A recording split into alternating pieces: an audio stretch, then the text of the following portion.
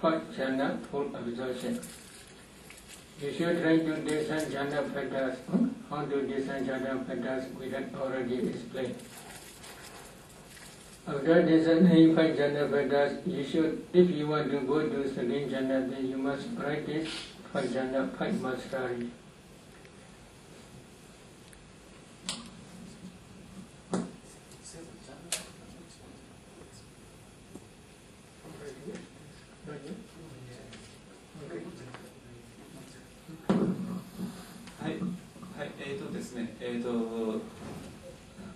第一前兆のじゃあそのオブジェクトは一体何なのかって言いますとですね、はい、皆さんの集中が深まってアナパナ瞑想をしていくにつれて、皆さんの集中が深まっていくとニミッタと言われるものが現れてきます。これについてこの間の生トークの中で話されましたけれども、でそれは、アナパナです。アナパナを今やってますので、アナパナニミッタですね。でニミッタには3段階あって、で最終段階パティパーガニミッタという非常に強い透明な光のニミッタが現れてきます。でその時点でこの間もありましたけれども、マインドフルネスの対象が、呼吸からですね、呼吸からニミッタの方に、移行していきます。でニミッタが、集中の対象になっていきますね。でそのニミッタの中に、心がずっと沈み込んでいく、スーッと入っていく、そうすることによって非常に強い集中、フルアブソープションが現れてきます。でそのフルアブソープションを、第一前兆と呼ばれています。I forget, and then I had explained how to discern jhana patterns, but the translator told me not yet explain. So I will explain how to discern jhana patterns. If you want to discern jhana patterns,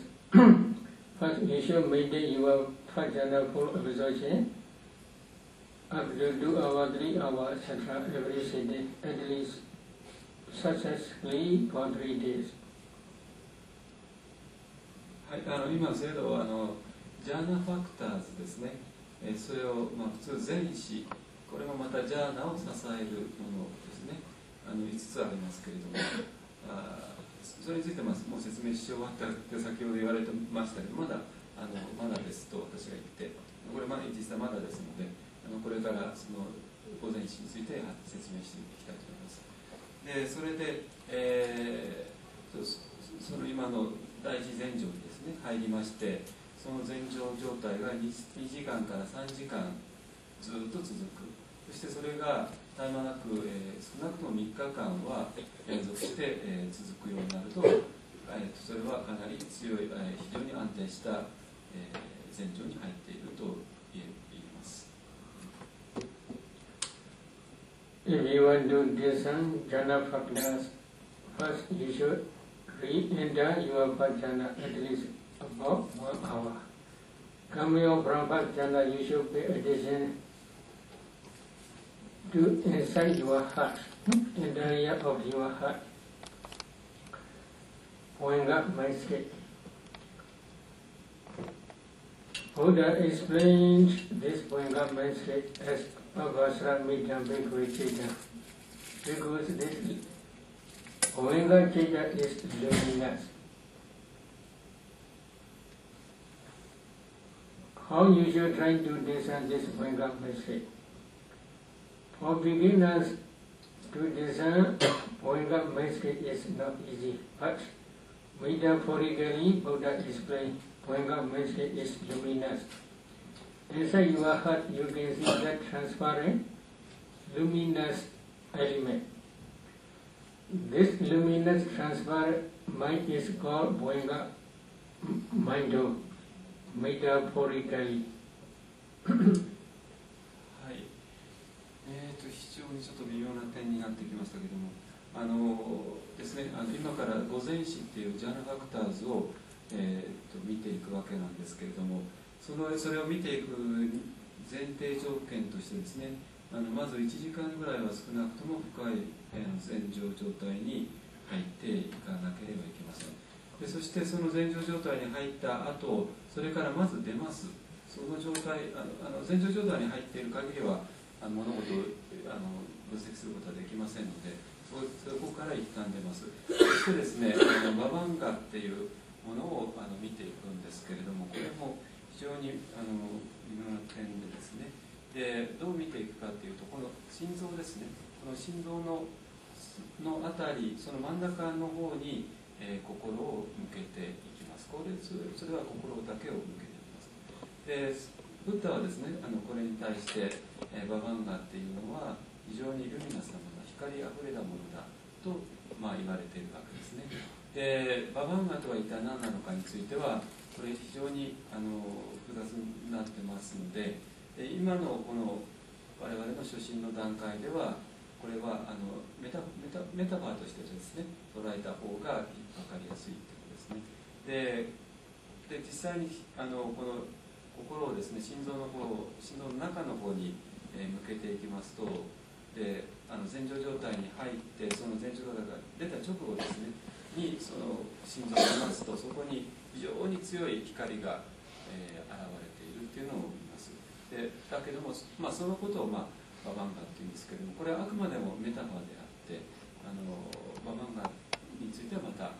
アビナマとかなんかでいろいろな説明がありますけども、今のところは禅定状態に入って出て、ここに心を向けて、そこに非常に強い光が現れているっていう、ことをまず確認しています。What is that luminous transparent element? Every consciousness which arises to be of heart space can produce uncountable small particles called kalabas. These kalabas spread throughout the body. In each kalaba there is kala. That kala begins bright. Again, in each kalaba there is fire element, teacher. That fire element is called temperature. That temperature also can produce new generations, successively many new generations. Among these generations or kalabas, in each kalaba there is also fire element, there is also kala. That kala also luminous and bright. Combination of these two types of kalabas, kala, mind produce kalabas, kala, and temperature produce Kalaba's color began transparent luminous element. That transparent luminous element is especially inside the heart. But Bozzhinga mind state also can produce Kalabas. In each Kalabas there is also Kala. That Kala also pride. In the same way, Bozzhinga mind produce Kalabas, there is also fire element. That fire element also produce new generation. Many Kalabas. In those Kalabas there is also Kala. That Kala also luminous and bright. Combination of these two types of Kalabas Kala is called Bozzhinga mind metaphorically. はい、ですね、じゃあその今、非常に強い光、が見えるって言いましたけど、じゃあそれは一体どういうことなのかって言いますとですね、心が非常に強い前兆状態になっていきますと、下じゃからですね、心が生み出す、カラパっていうものがこのハートベースを中心に、体全体に広がっていきます。でそれはカラパですから、その中にですね、8つのもの要素によってできているわけですけども、その中に色、日本語で色ですね、カラーですね、物事の色、それが非常に強い、カラーをしているわけですね。でその中にですね、と同時に、その8つの物質性のカラパが物質性によってできているわけですけども、そのうちの一つが地水火風の火ですね、定著ですね、火の要素です。でその火の要素から、次のカラパがまた生まれてくるわけですけれども、生まれてくるわけですね。でその新しく生まれてきたカラパの色もまた非常に、輝いているわけですね。だから心から生まれたカラパと、それから火の要素から生まれた次世代のですね、次の世代のカラパ、この2種類のカラパがあるんですけども、その2種類のカラパとも、その色は非常に輝いているんですね。それがここで見える光の正体である。でそこを、ここがババンガですから、だからババンガというのが非常に輝いているものだっていうことを言っているわけです。That Bozzhinga mind is like mirror, transparent mirror. So, coming out from full absorption, you should try to discern this Bozzhinga mind very quickly. If you can discern this Bozzhinga mind, you will see inside the Bozzhinga mind your transparent counterpart sign nimitta, anabana patibhaga nimitta. With that nimitta appear in your Bozzhinga mind, and then you can discern chana patterns one by one. はい、ですね、マインドはですね、普通は胃門ですね、胃の門ですね。でいろいろ目の門、耳の門っていろいろ6つありますけども、そのうちの1つ、要するに心の門ですね、がここにあって、でそれをですね、また例えとして鏡のようなものだと理解してください。いいですか？で要するにここに鏡があるわけですね。鏡があって、で今ですね、アナパナを、深めていって、でアナパナというのはここの呼吸に集中していきますから、この腹のところに、非常に強いアナパナに満ったというものが今流れているわけですね。第一前兆に入ってきますと、でここに、光が現れて、でここに鏡がある、そう理解してくださいですね。実際の光はここに現れています。でだけどもここに鏡があるんで、これが、ここに映ります。いいですか？光はここにあるんだけども、ここに鏡があるために、ここにもう一つの光が現れているように、見えます。でそれをカウンターパートですね。カウンターパートと理解している。ここにも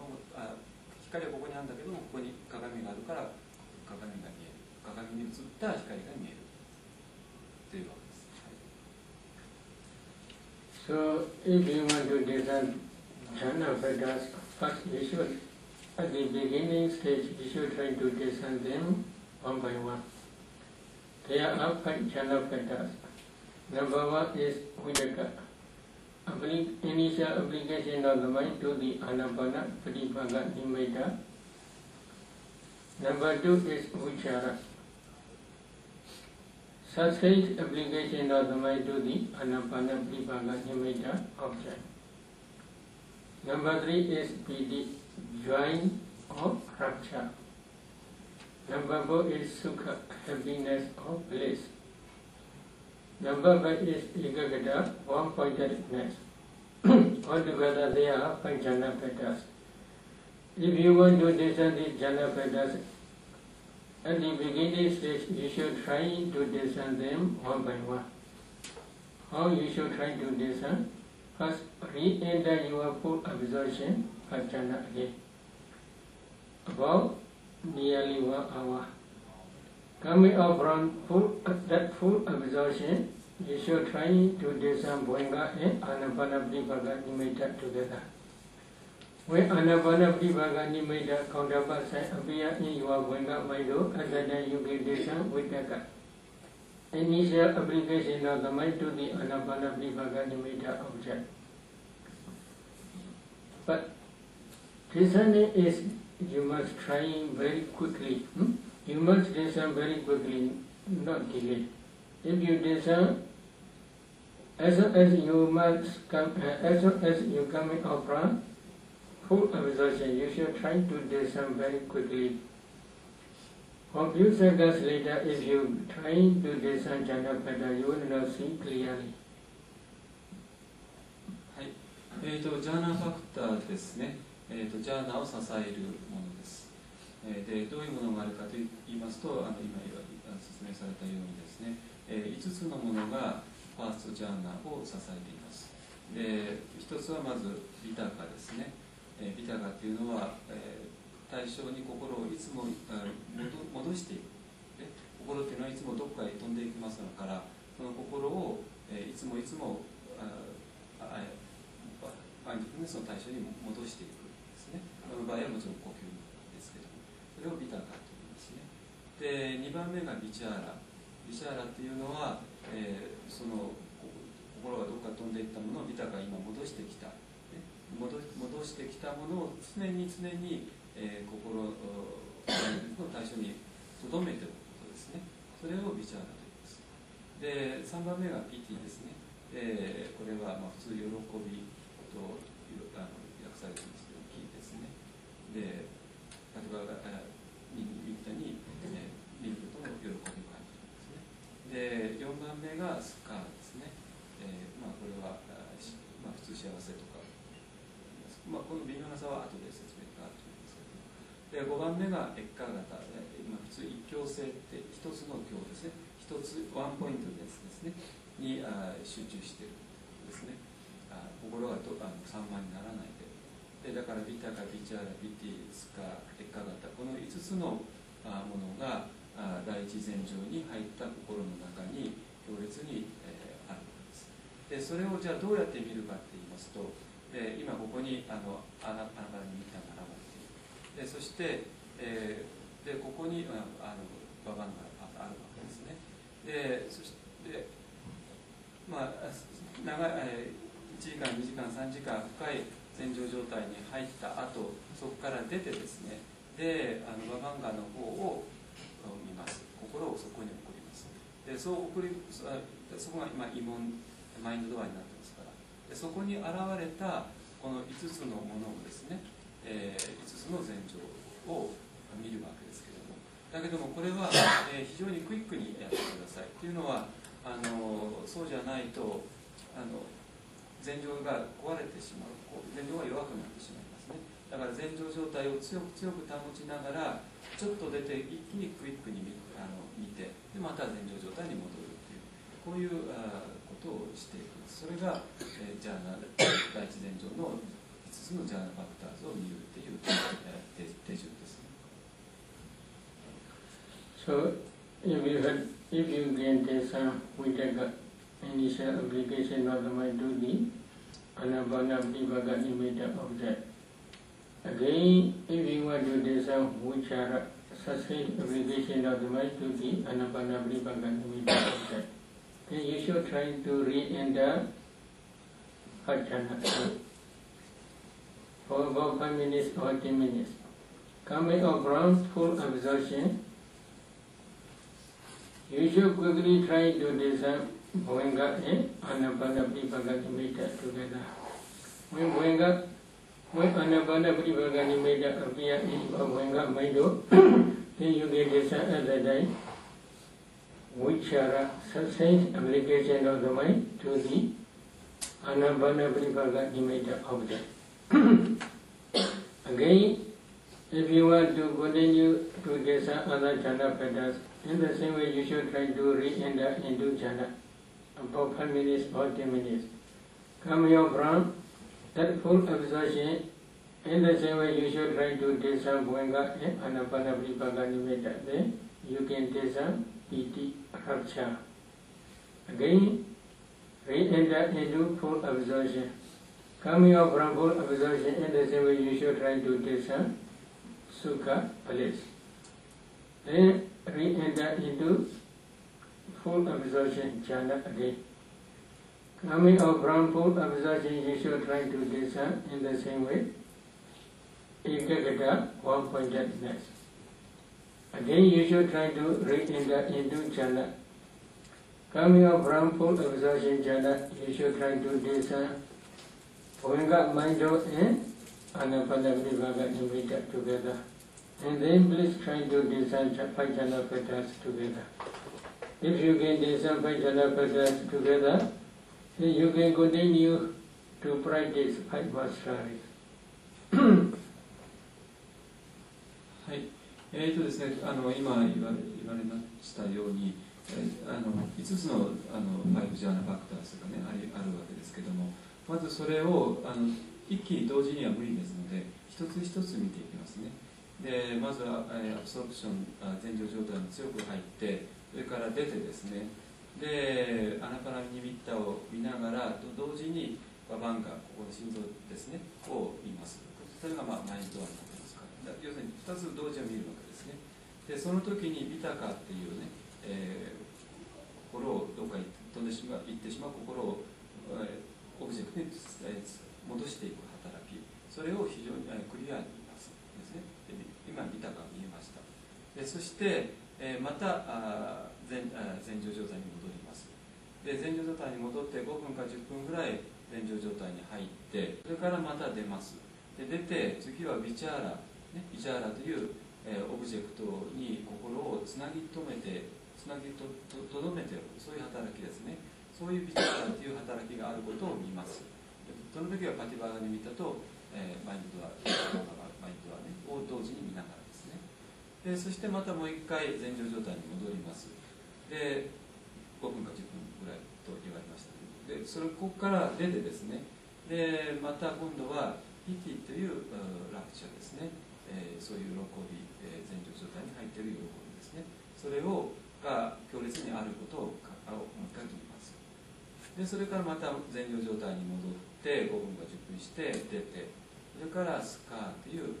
幸せなですね、ものが強烈にあることで戻る。でまた繰り返してエッカー型という一強性ですね、非常に心が一つにワンポイントに、集中している、そういうものがあることを言います。だから今言ったようにビタカ、ビチャラ、ピティスカ、エッカー型、この5つのものを一つ一つ、丁寧に確認していきます。で今5つのものが同時に見えましたら、今度は同時にですね、一つ一つじゃなく同時に5つのものを同時に見ますですか。ビタカ、ビチャラ、ピティスカ、エカ型をですねが5つのものが同時に存在しているんだということをパティバーガニミタを見ながら、このマインドドアのところで見ていきますね。でそれが、できるようになったら、今度は5ジャーナマステリーというですね、ものをしています。5-month studies. There are two types of 5-month studies reflecting jhana patterns. One is mind-adverting consciousness also can reflect intention jhana patterns.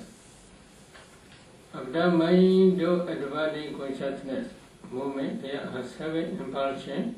jhanas. These jhana mind movements also contain some jhana patterns. So these two are, for beginners, not easy to differentiate. So if you can discern jhana patterns very quickly, it is enough.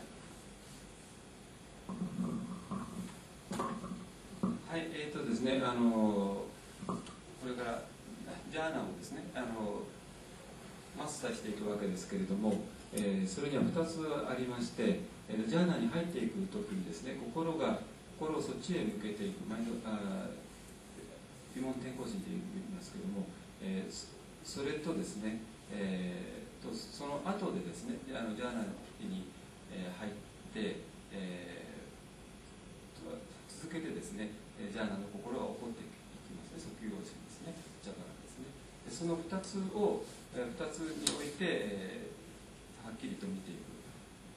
んですけれども、普通はこれはですね、だ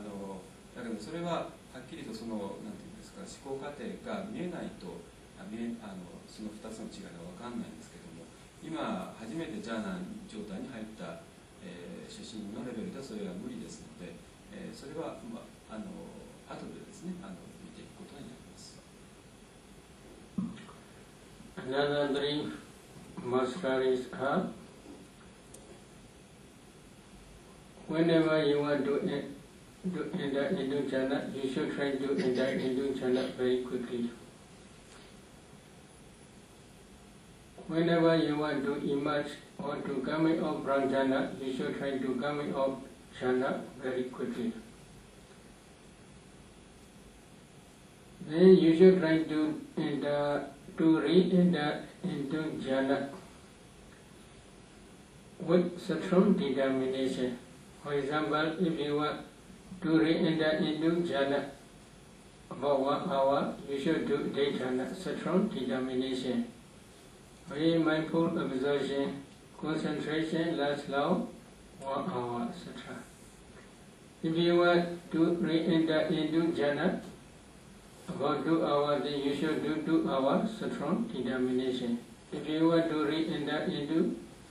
jhana about 3 hours, then you should try your strong determination about 3 hours, etc. はい、5つのジャーナをですね、ジャーナを自由に扱えるようになる方法があるわけですけれども、今2つは説明しましたけど、残りの3つはですね、ジャーナというのは偶然入れるっていうねだけだったら、それジャーナをまだマスターしたことにはならないわけですね。ジャーナっていうのは必ず自分がさあ入ろうと思った時に必ず入れないことには、それはまだジャーナをマスターしたことにならないわけです。だから入ろうと思った時に必ず入れるようになることですね。で次にじゃあそのジャーナから出ようと思った時に必ず出られることですね。そして、3番目が、ジャーナ状態に、さあ1時間ずっと入っていようと思ったら1時間ずっと入っていられること、2時間ずっと入っていようと思ったら2時間ずっと入っていられること、要するに自分のが完全に、コントロールということですね。完全にいつでもジャーナに入ろうと思ったら入れるし、出ようと思ったら出れるし、でそこに長くとどまっていこうと思ったら2時間とどまっていこうと思ったら2時間とどまっていられる。そうした時に初めて我々はジャーナをマスターしたと言えるわけですね。そうじゃない限りジャーナが、時々集中状態が起こってもそれが起こりましたというだけの話で、全然まだマスターにはならないわけです。そういう意味で、このジャーナをマスターするということが非常に大事になっています。So if you satisfy your first jhana, full absorption, if you want to go to second jhana, then you should try to reflect two parts of first jhana and one advantage. Two faults or two disadvantages are: number one, this first jhana is close to the enemy hindrances. This is one disadvantage. One disadvantage. When you reach excess concentration stage, at that time only, high hindrances do not visit to your mind. But before excess concentration stage, high hindrances occasionally may visit to your mind. So because of this reason, this first jhana is close to the enemy hindrances, because high hindrances, excess concentration and full absorption is very close to each other. In the same way, we can say that jhana, first jhana and hindrances are also very close to each other. So this is one disadvantage. はい、今ファーストジャーナルに、ね、入っているわけで、これからセカンド、サード、フォースに進んでいくわけですけれども、じゃあなぜわざわざセカンド、サード、フォースに進んでいかなきゃいけないのかという問題が出てきますね。でそれにはですね、ファーストジャーナルには、ディスアドバンテージがある。どういうディスアドバンテージかというと、5ヒントなんですね、5倍ですね、5つの良くないことですね、障害ですね。でそこから、離れてですね、自由になってアクセスジャーナルに入る。そこからまた離れてフルアブソープションに入っていくわけですけども、当然まだその5つの障害にまだ近いですね。たとえバスジャーナルに入ったとしてですね。だから要するにまだなんていうかな、煩悩の残りがかなり残っているわけですね。それだからこそさらに、先に進んでいかなきゃいけないっていうね、そういう必然性が出てくるわけです。Another disadvantage is Vitaka Vichara, crossness of Vitaka Vichara. Initial application of the mind to the Anapana Vipaga Nimitta object is called Vitaka. Sustained application of the mind to the Anapana Vipaga Nimitta object is called Vichara. That application of the mind to the object again is gross manner of mind. Without application, if you can concentrate on the Anapana Vipaga Nimitta, it will be very good, more peaceful. Applying your mind again to the object is gross manner. So this is also one disadvantage. はい、ファーストジャーナーにですね、2つのディスアドバンテージが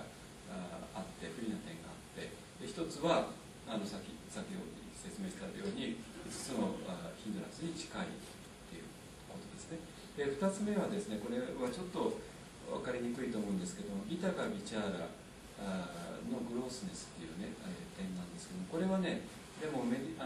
想している人間でしたら感覚として分かると思うんですけども、ビタカっていうのは常にね、心がどっか行ってしまうものを戻してくるわけですね。でビチャーラっていうのはとどめておくことですね。だからある意味ですね、もちろんこれがない限り心はオブジェクトにとどまっていかないんですけども、これはある意味なんて言うんでしょうかね、ちょっと心が騒ぐんですね、どうしてもね。これを、心を戻してここにとどまるっていうね、ある意味ちょっと暴力的な面がどうしてもあるんですよ。これは瞑想をやってる人間だったらそこら辺の非常に微妙な感覚が分かると思うんですけども、でそれがある限りはどうしても、集中状態が深まっていかないっていうね、そういうディスアドバンテージがあって、でこれを捨てた時にですね、よりピースフルな状態になる。ことが見えてきて、それだからこそ第一禅定にあるビタガビチャーラをさあこれから捨てて第二禅定に向かおうという、ね、そういう必然性が出てくるわけです。After reviewing the disadvantages of Buddhagga Vichara, then you should review the advantage of Piti Sukha Ekagata, rapture, bliss, and one-pointedness. How you should review rapture, bliss, and one-pointedness, which is second jhana, is more quiet and more peaceful. This is one type of advantage. This advantage also you must review. はい、そういう今言いましたように第一禅定にそういうディスアドバンテージがあります。そして第二禅定に入っていった時に第二禅定はですね、ビタガでビチャーラが落ちます。落ちて3つだけになりますね。ピティ、スカでエッカガタですね。でその時にビタガとビチャーラが落ちた時、ビタガとビチャーラがなくなった時に、どれほど心がディスプリンなのか、そのアドバンテージを、はっきりと見る。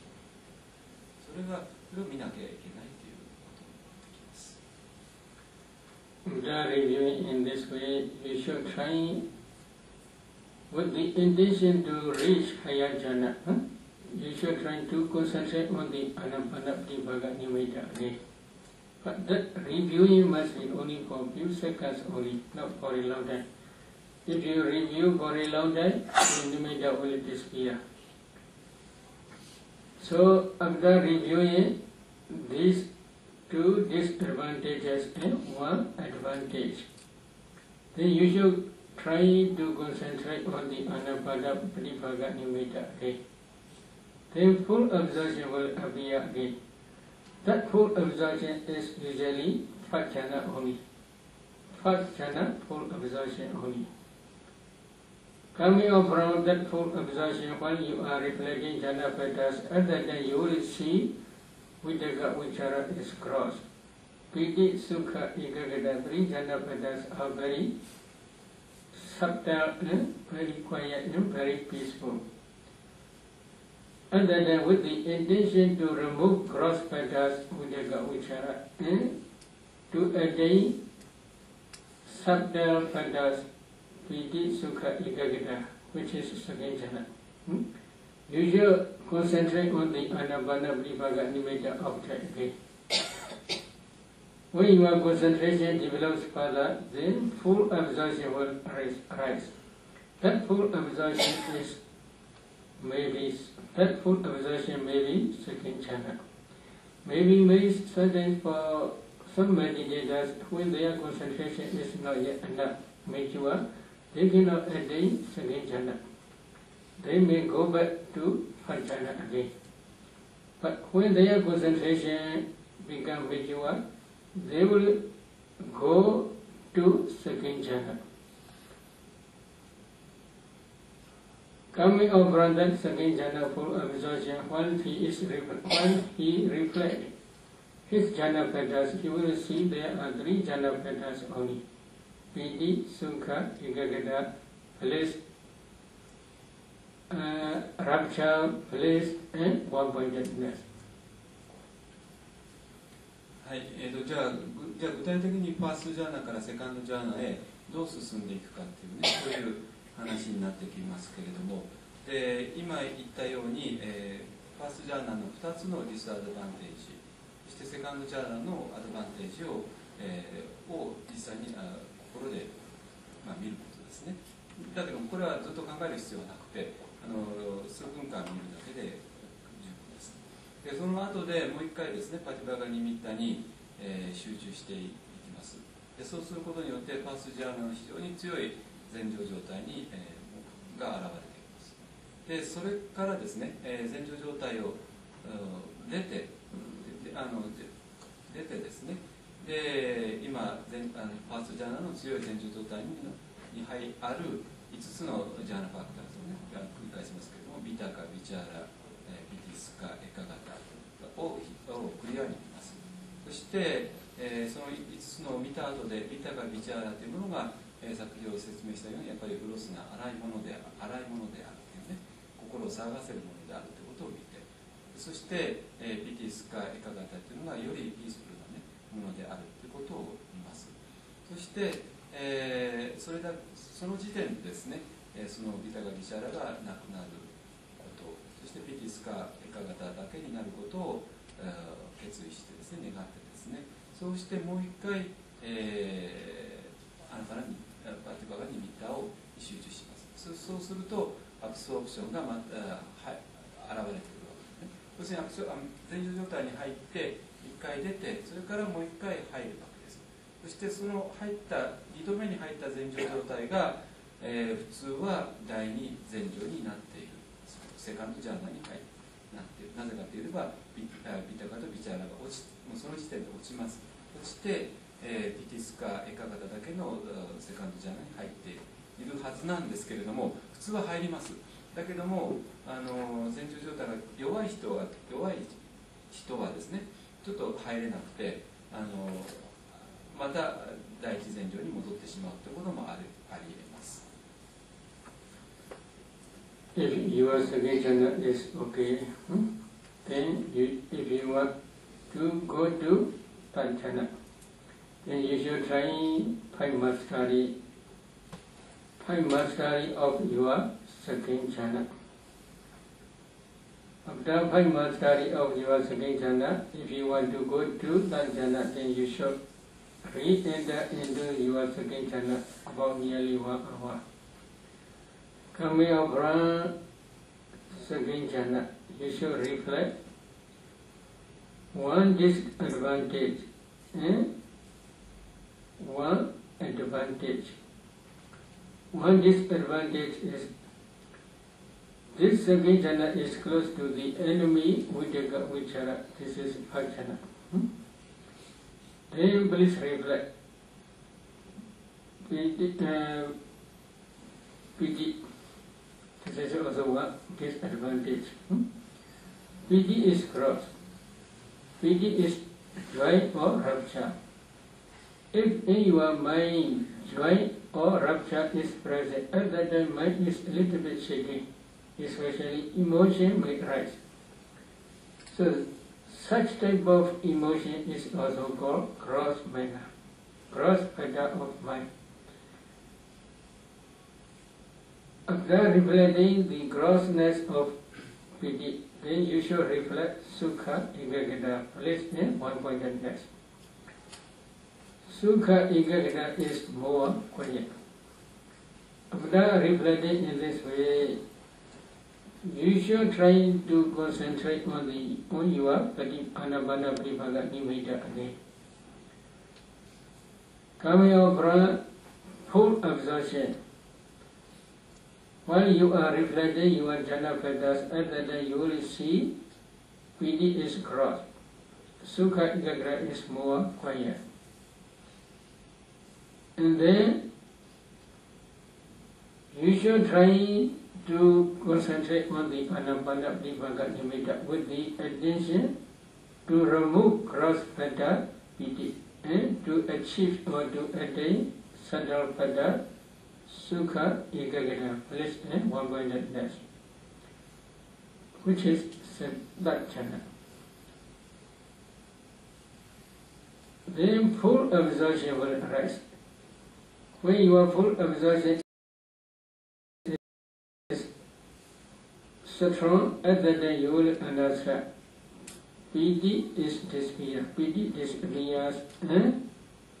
only two jhana factors remain, sukha and ekagata, placed in one pointedness.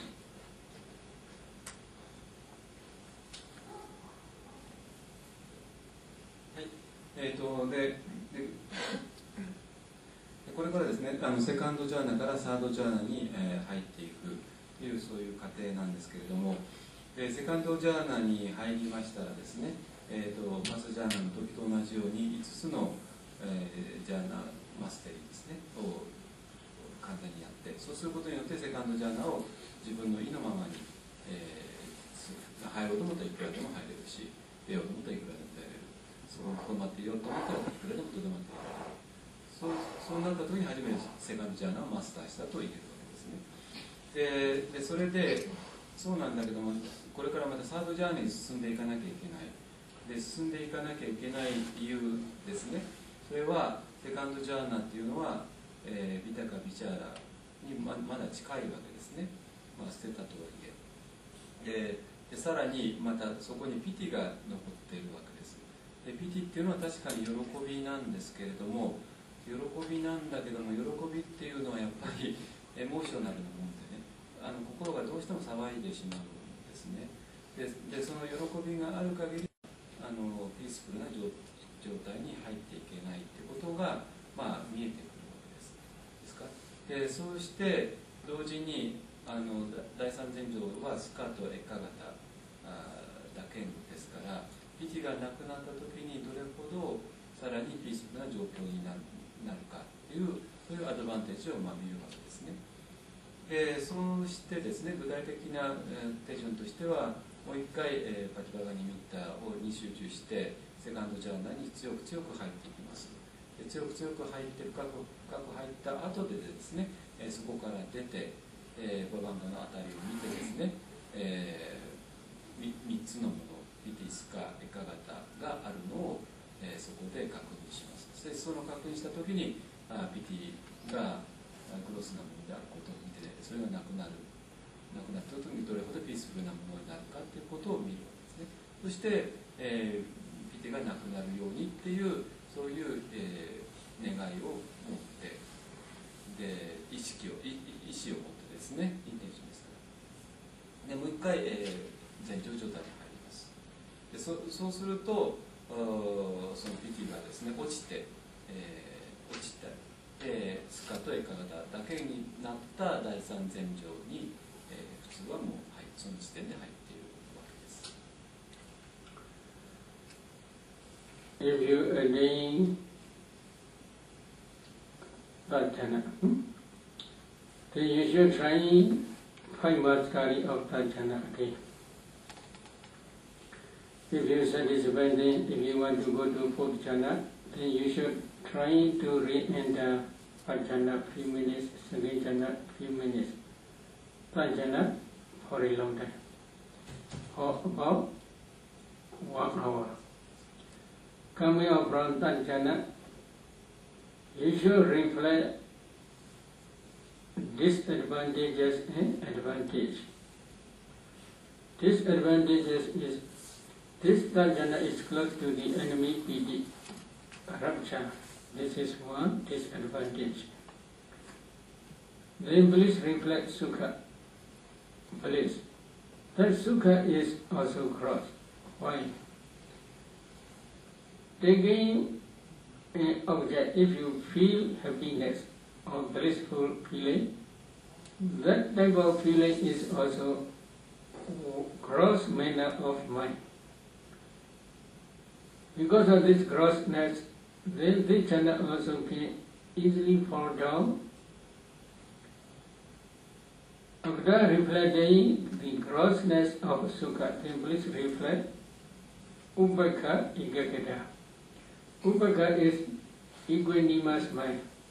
Ekagata is one-pointedness. Equanimous mind and one-pointedness is more subtle, more peaceful.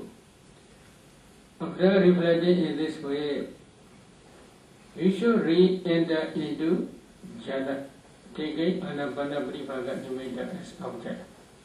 This jhana is only that jhana. Coming out from that jhana full absorption, when you are reflecting jhana patterns, you will see that sukha is crossed. Upekha ekagata, equanimous mind, equanimity and one-pointedness is more peaceful. At the time, with the intention to remove gross pattern, bliss sukha, and subtle patterns, equanimity and one-pointedness. You should concentrate on the Anapana Parivaga Nimitta object again. And then when your concentration develops further, full absorption will appear. That full absorption is Jhana full absorption. And then you will understand Sukha disappears. There is only two jhana fetters. There are only two jhana fetters, equanimity and one-pointedness. And then you should try to maintain this fourth jhana for a long time. Over the 1 hour, 2 hours, 3 hours, etc. はい、で次はですね、サードジャーナからフォースジャーナに入っていく過程なんですけれども、その前にですね、ファーストジャーナとセカンドジャーナを、数分間やった後ですね、サードジャーナ、第三前兆に、長く入ります。でそれでですね、その時に、またじゃあなぜ第三前兆が第四前兆に進まなきゃいけないのかということを考えなきゃいけないということですね。で今第三前兆の中にはスカとエカ型、この2つがあるわけですね。スカというのはブリスですね、幸せですね。普通ピティとス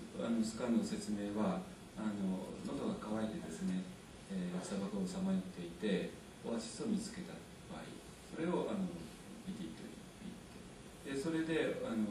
その水を飲んだ時満足して、それをスカという、そういう説明の仕方で伝統的にしますけども、でそうなんだけども、このスカっていうのはね、ピティよりかもっとサトルで、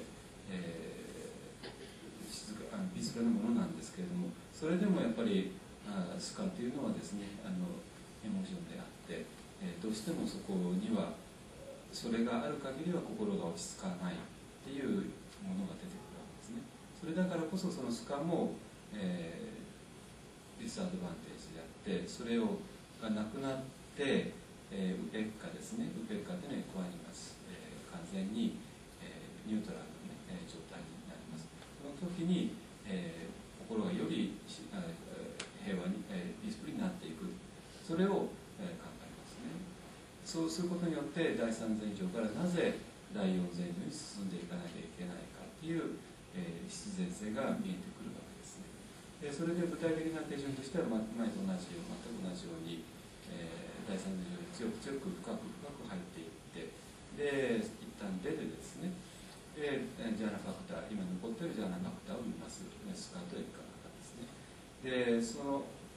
上で、そのスカがある限り、グロスのスカが、ね、ある限り、心がどうしても、深い、ピースフルな状態にならないことを見て、でウペッカのそのアドバンテージを見ます。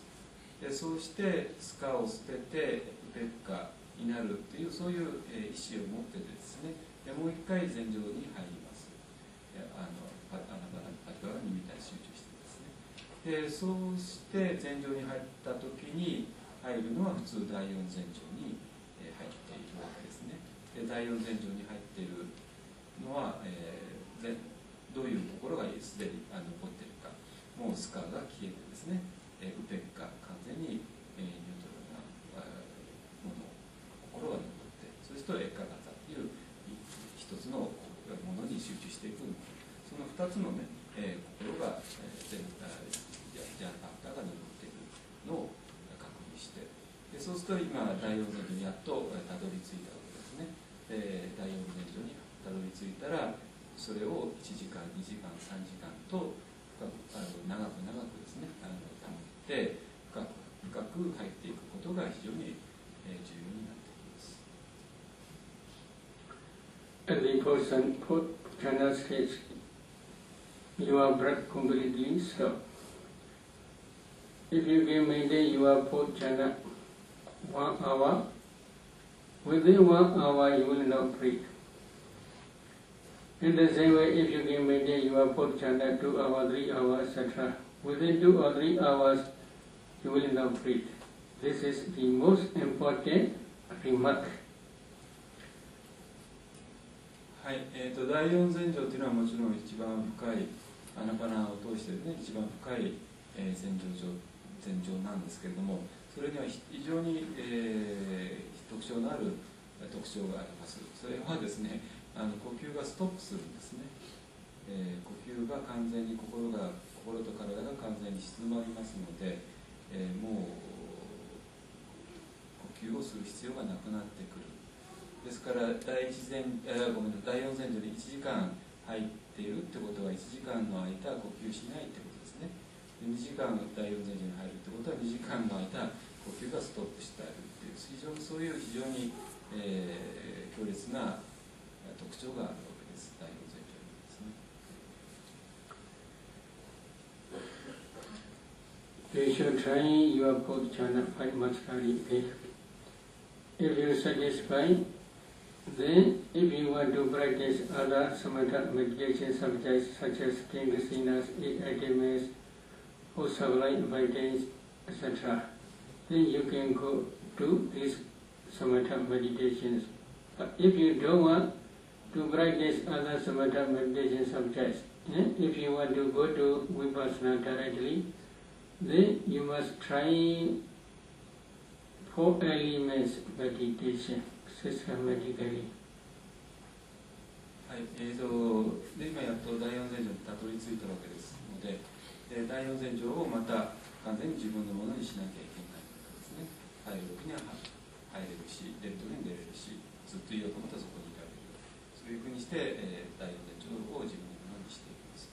でそれでですね、その後じゃあどういうふうに瞑想を進めていくか、この話は、一応どういうふうに瞑想が進んでいくかの、見通しをね、皆さんに与えるために先生が話されると思うんですけれども、サマタ、アナパナというのはこの間も説明したようにサマタ瞑想の一つですね。でサマタ瞑想は普通、テラバダの伝統の中で40あると言われているわけですけれども、ですからアナパナの終わった後ですね、他のサマタ瞑想をやる。普通はパオなんかではそうしてるんですけども、例えばカシーナ瞑想っていうね、カシーナっていうのもありますし、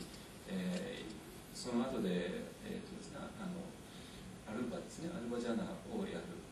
ですね。そうすると第1から第8禅定まで、入っていくわけですね。それからあと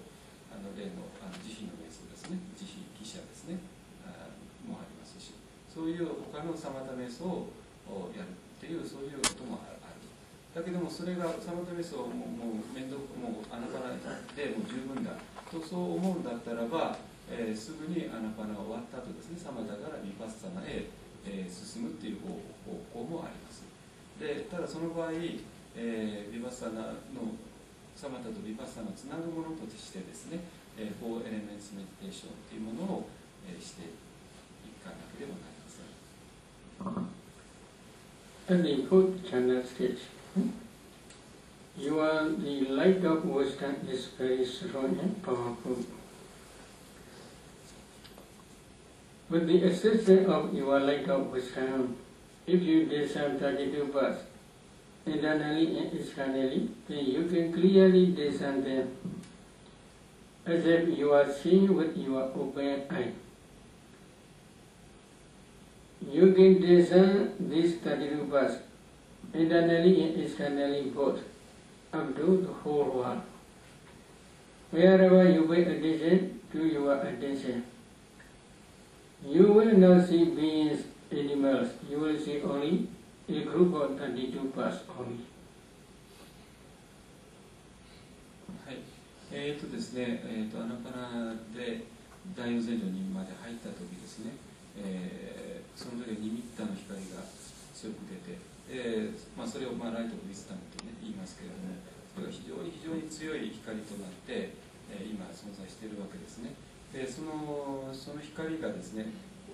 によって、物事が見えてくるわけです。で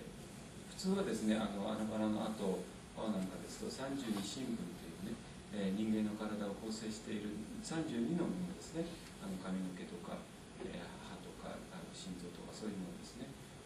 それを見ていきます。でそれはまず自分の体の中にある32の、体を構成する一つ一つの要素ですね、それを見て、でその後エクスターナリーっていうのは他人ですね、他人の32新聞を見ていきます。でそれを普通自分の体、他人の体って交互に見ていくんですけども、普通はそのメソの道場にいる他の人ですね、それの32新聞を見た後でそのサークルを広げていきます。広げて広げて広げて広げて、それで全宇宙にまで広げていきます。でそうした時にもうすでになんか動物だとか人間とかそういうものがもう見えなくて、32新聞32のボディのパーツが、ね、あることだけが見えてきます。If you get this and that you pass internally and externally, if you want to go to whole color casinos, it is very easy. Taking head air as object, you can practice Nila Kasina, Alak Kasina. Taking urine as object, you can practice Yellow Kasina, Pita Kasina. Taking blood as object, you can practice Red Kasina, Lohita Kasina. Taking skeleton as object, you can practice White Kasina or Danta Kasina. Up to fourth chana. はい、ですね、その後でカシーナ瞑想っていうのが、あるわけですけども、普通はね、パウなんかで32新聞をやった後にカシーナ瞑想に入っていくんですけども、それどういうことかっていうとですね、カシーナっていうのは10あるんですけども、10あるうちの4つがですね、色のカシーナになっているわけですね。で、例えば新聞の中の髪の毛ですね、髪の毛、日本人は普通黒いから黒を使うんですけども、髪の毛の黒に集中していくとですね、黒い、光がですね現れてきて、で黒い光がずっと全世界を覆っていく、それが黒カシーナなんですけども、そういうふうに入っていきます。で例えば32新聞の中にまたユリーンというね、ションベンですね、尿ですね。でそれは普通は黄色いですから、その黄色い色に集中していきますとですね、そうすると黄色い光が現れてきて全世界を覆っていきます。それがイエローカシーナですね。で他はブラッドですね、血ですね。で普通は心臓のところに集まってくる血の色、もちろん真っ赤ですから、その真っ赤な色に集中していきます。で集中していきますと、その真っ赤がある時点で赤い光となってね現れてきて、赤い光が全世界を覆って自分が赤い光の中に、入っているっていう、それを見ていきます。それがレッドカシーナですね。でそれから、最後はホワイトですね。ホワイトカシーナなんですけども、普通はですねこのスケルトンのこの頭蓋骨のですね、この部分の白さを見ていきます。このそのスケルトンの頭蓋骨の白いに集中してですね、白を見ていきますと、ある時点でそれがまた白い光に変化して、でその白い光が全世界を覆っていくというね、それがホワイトカシーナですね。そういうふうにして、32新聞からカシーナ瞑想というものにね、進んでいくという進んでいきます。If you had practiced Okala Kasinas up to fourth chana, if you want to practice other Kasinas, it will be very easy. After that, if you want to go to immaterial chanas, Arba chanas, it will be also very easy for you. You can practice 10 Kasinas in 8 academies within few days. はい、ですね、今言いましたようにカシーナっていうのは10はあるんですけれども、今色のねカシーナ4つですね。あとは地水火風の4つと、それと光とスペースですね、の全部10なんですけども、カシーナそのものはですね 10種類あってそれぞれ違うんですけども、原則としては同じですから、4つの色のカシーナをマスターできたら10のカシーナは簡単にマスターできます。でその後でですね、カシーナからですね、アルバジャーナっていう無色全情というね、色色のない世界ですね、に入っていくんですけども、それもカシーナを元にしてですね、アルバジャーナ、アルバジャーナとして4つあって、そのジャーナとして4つあるので合計8つですね、8つのジャーナ第8前条までですねあります。でそこまで行くのには、そんなに時間かからないですね。もしかしながら、本当にマスターすることができた。Based on Krishna chandas, if you can practice loving kindness meditation with chanda, it will be very easy. And other sublime ideas such as karuna, compassion, mudita, sympathetic pride, and upaga, equanimity, it will be also very easy. はい、カシーナ瞑想をね、本当にマスターしたならば、いわゆる慈悲喜捨ですね、メッタ、ラビンカイネス、カルーナ、コンパッションですね、ムディタ、シンパティックジョイですね、ウベッカ、エコアニマスですね、エコアニマスマインド。この慈悲喜捨の4つの瞑想をマスターするのも同じように簡単にできるということです。If you want to go to Vipassana, then you must begin for your meditation systematically. You must test out ultimate materiality, the ultimate mentality, and their causes, and then you must contemplate these formations as nature, dukkha, anatta. As soon as these formations, as soon as they arise, they pass away very, very quickly, so they are nature and permanent. There is no permanent. They are always operated by rising and passing away, so they are dukkha, suffering. There is no permanent entity, permanent substance in them, so they are anatta, no self. はい、今言いましたように、そういうふうにしてサマタ瞑想をやってですね、でその後、4エレメンツメディテーションというものを媒介にして、いよいよヴィパッサナに入っていくんですけども、ヴィパッサナに入っていくことで、我々はアルティメットリアリティですね、アルティメットリアリティ、それは普通メンタリティとマテリアリティによってできてますけども、本当の究極の、物質性、究極の心、精神性ですね、それを見ていきます。でそれが見えてきますですね。それを例のアニチャ、ドゥカ、アナタ、無常苦、無我と無常苦、無我とね、見ていきます。なぜ無常なのか、なぜ苦なのか、なぜ無我なのか、今説明ありましたけども、本当に、そういう究極の物質性、究極の精神性が本当に見えたらですね、それがもう常に生じては滅し、一瞬のうちにですね、生じては滅していく姿がダイレクトに見えてきます。それだからこそ全てがアニチャ、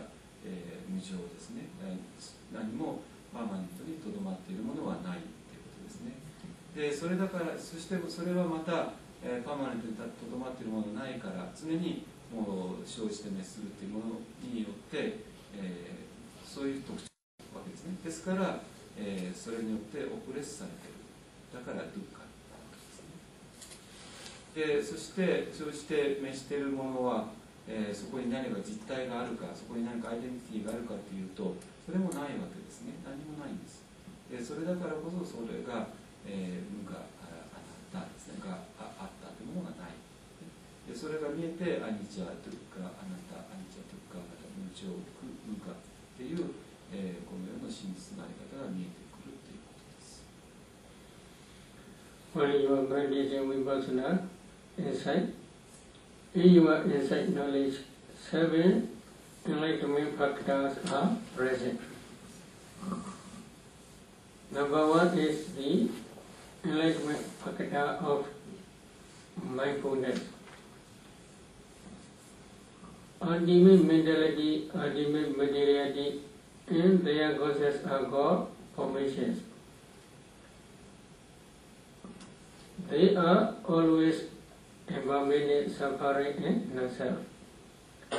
So, remembering the impermanent, suffering, and non-self nature of these formations is called the enlightenment factor of mindfulness. はい、そういうふうにしてですね、アイジェズッカあなたが見えてきたらですね、そ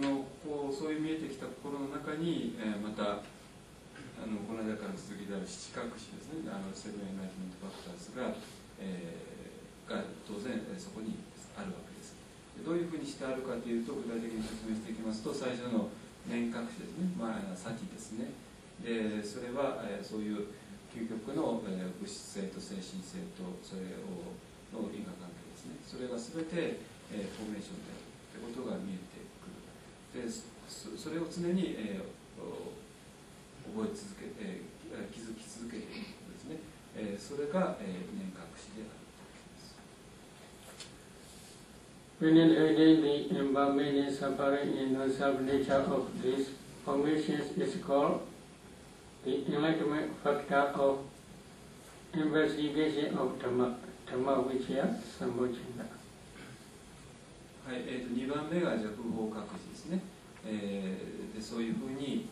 それがアニジャ・ドゥッカ・アナタであるということ、そういうフォーメーションなんですね。それを、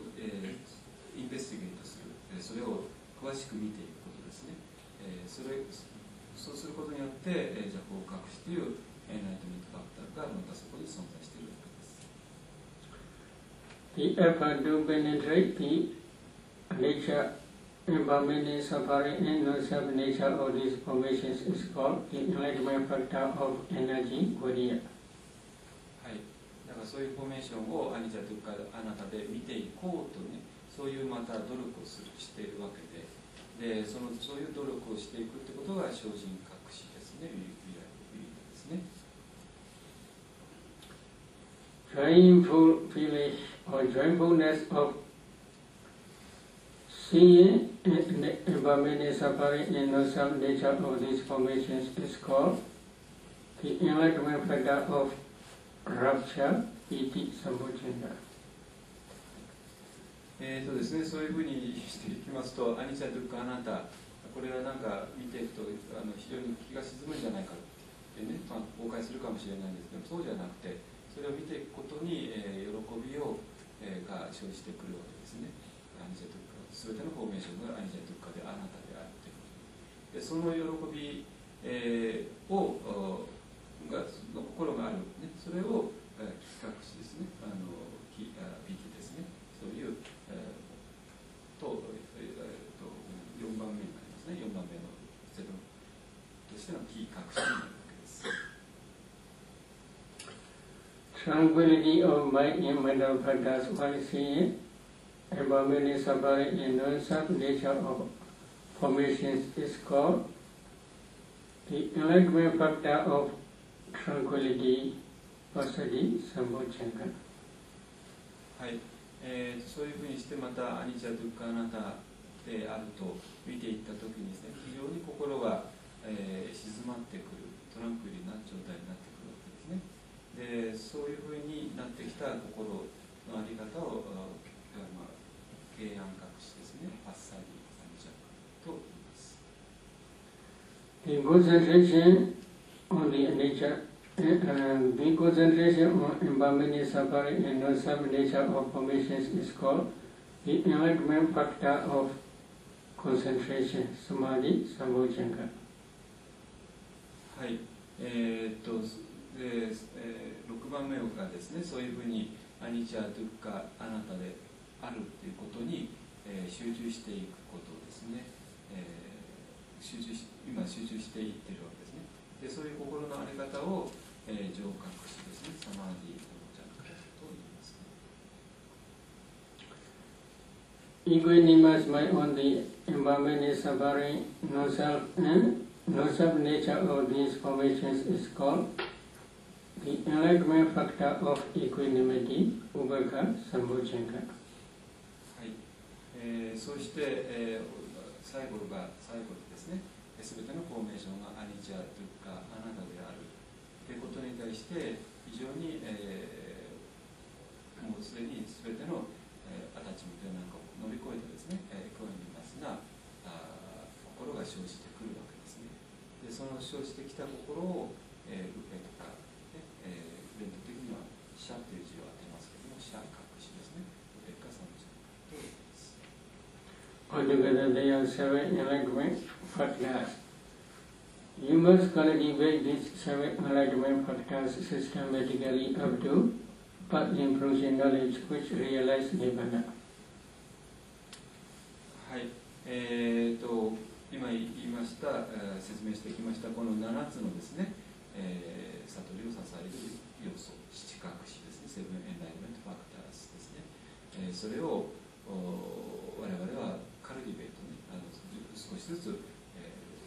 確かなものとしていかなければならない。それはどこまでかというと、ファースト&リショナリストの、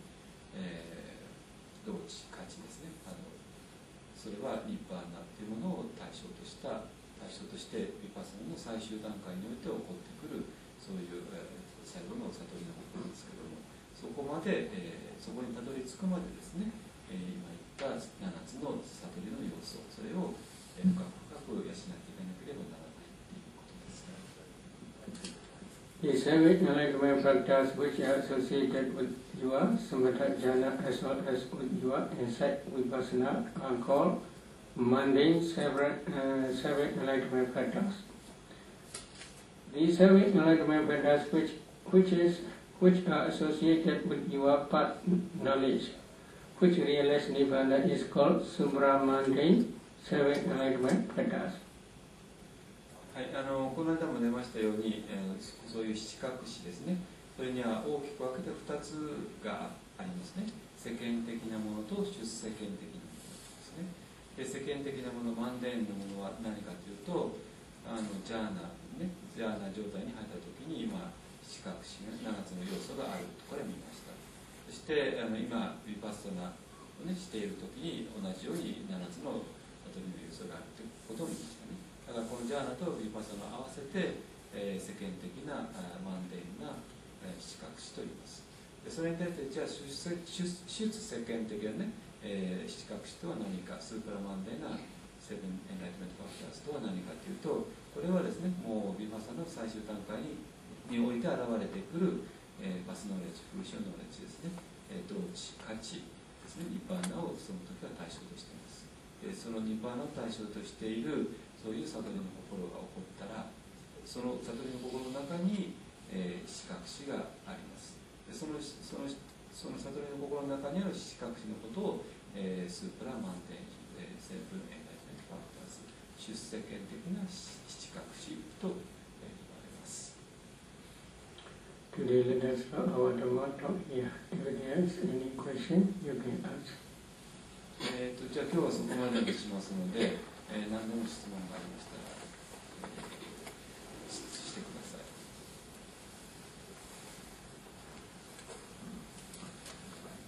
何でもいいですよ。アナパナに関してでも。皆さんが実際にしているアナパナの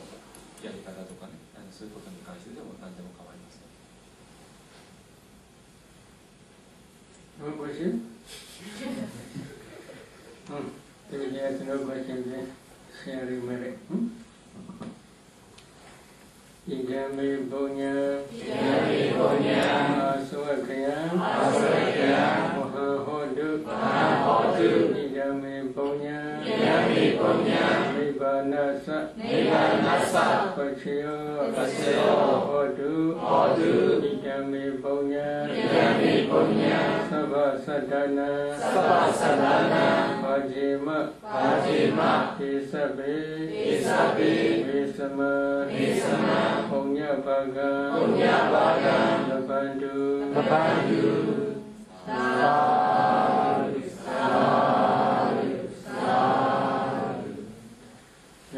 Jaino. Nimalo Hobi Baba. Ini dah China tu dia dah. Nak kau hola ni lah China biar je.